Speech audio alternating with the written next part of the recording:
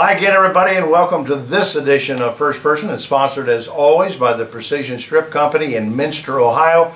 Decades of service and servitude to those particular communities up there of Minster and New Bremen. A great place to work to start or finish a career. They're always looking for good people. Give them a call or check them out online. The address is scrolling across the bottom of the screen here on First Person. Sponsors Press Pros Magazine, that being Precision Strip Company. It's the end of the football season. Week 10's coming up here this week, and then we get into playoff football, Tim Beckman, and you know something about that. All those years as the head coach of St. Henry, and I might add, proudly, winners of 4 state titles as coach of the Redskins. So I know this is a good time of year for you, and we talked about the season before it started. Now we get to talk about it, about the what-ifs of teams that pretend to make the biggest splash maybe here locally that we cover in the postseason. First of all, we talked about back in August, it's going to be a transition year for a lot of football teams that are young, teams trying to replace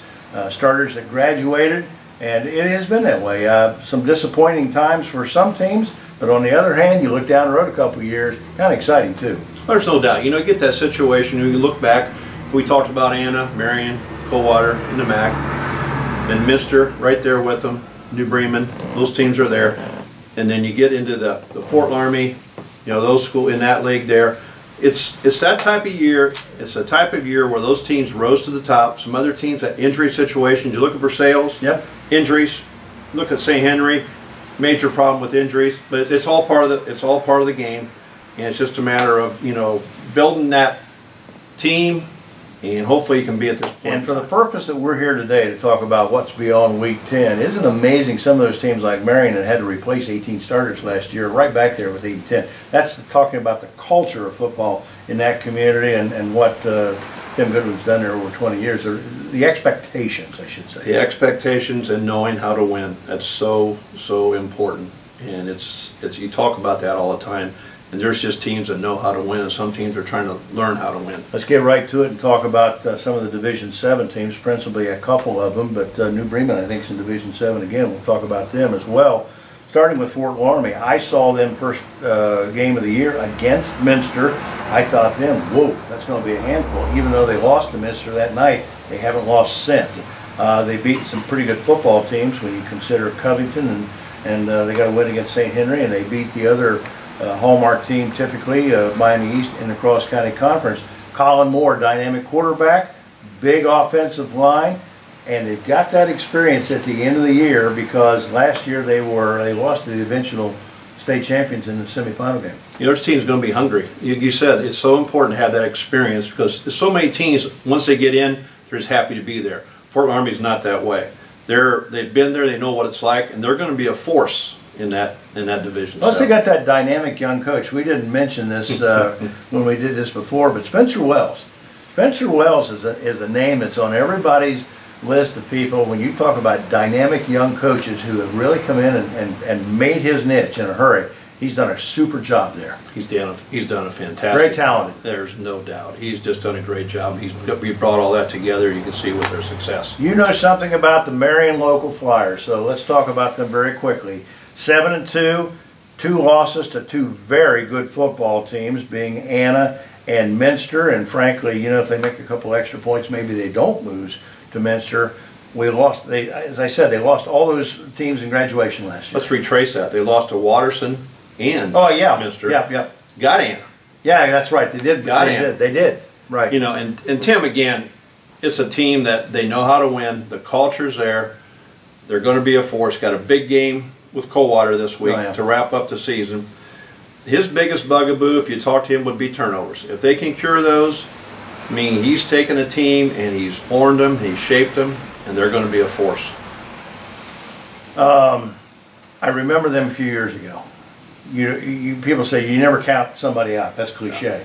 Don't count out a team that went 5-5 and made the playoffs. There's no doubt. And then whip some people in the playoffs. Yeah, there's no doubt. You know, another team in that region is New Bremen. You know, you look at them, there's another team that you just can't count that team out.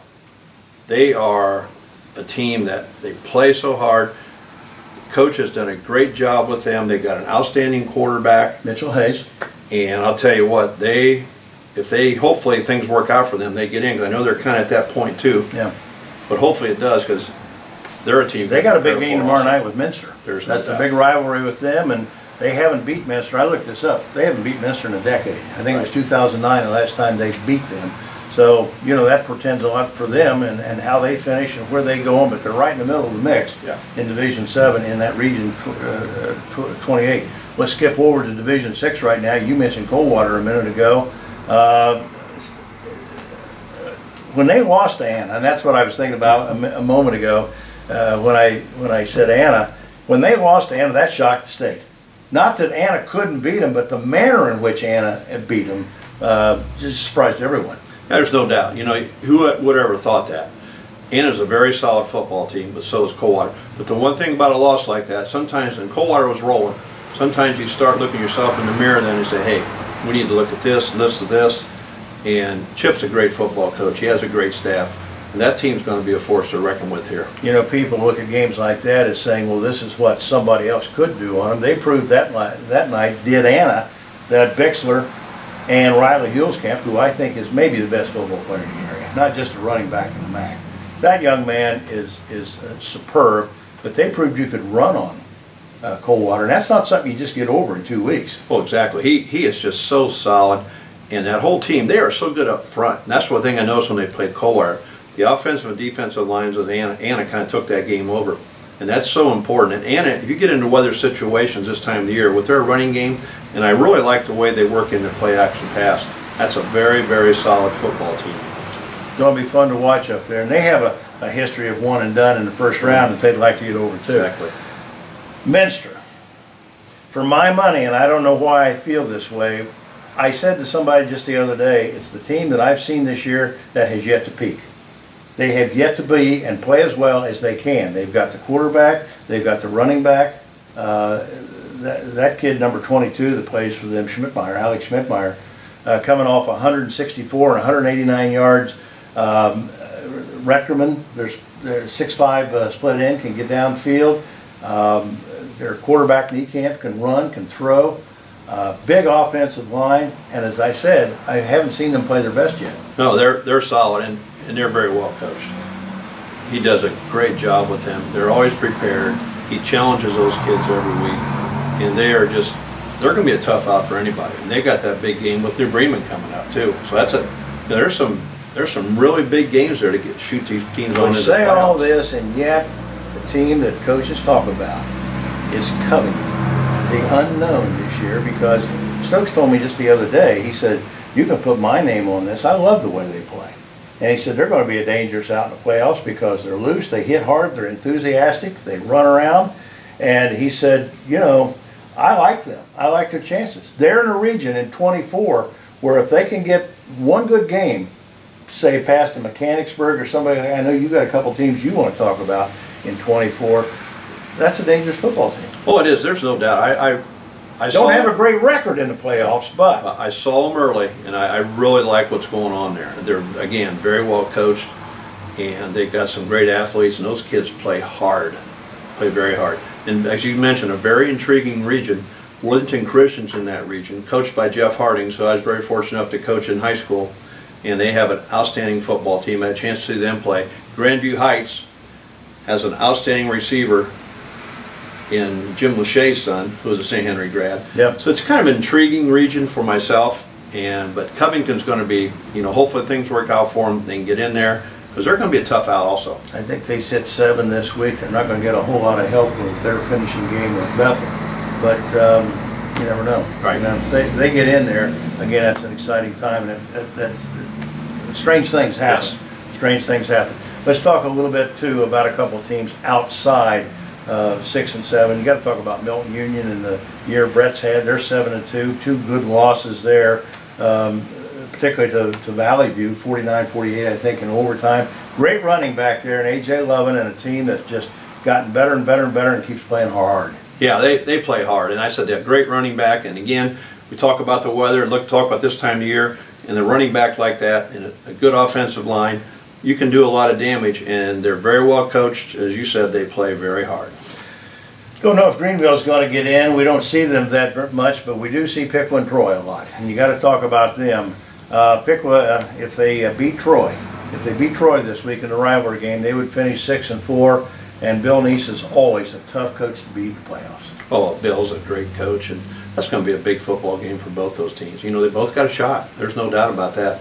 You know, hopefully that winner can get in there, and it's going to be tough on both ends. But Bill's going to have those kids prepared, and he's got to beat Troy to get in. Yeah, there's no doubt. He's got to beat Troy to get in. He has to. And Troy's 7-2.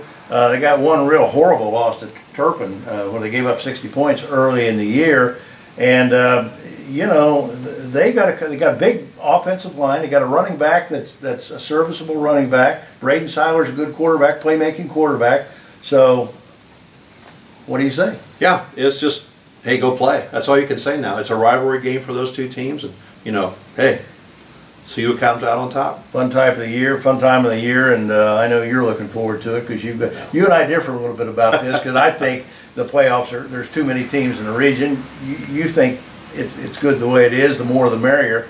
But nonetheless, it's an exciting time for everybody, and we'll be there to cover it for you on Press Pros on Friday and Saturday nights. Looking forward to it. It'll be fun. It'll be fun. That wraps up this week's edition of First Person, again with Tim Beckman, sponsored by the Precision Strip Company in Minster, Ohio. Check them out. It's a great place to either start or finish a career. They're always looking for good people, and they might be looking for you. For our guest this week and our sponsors, our thanks to you for your support every week of what we do on PressProsMagazine.com. We'll see you again next time with another edition of First Person.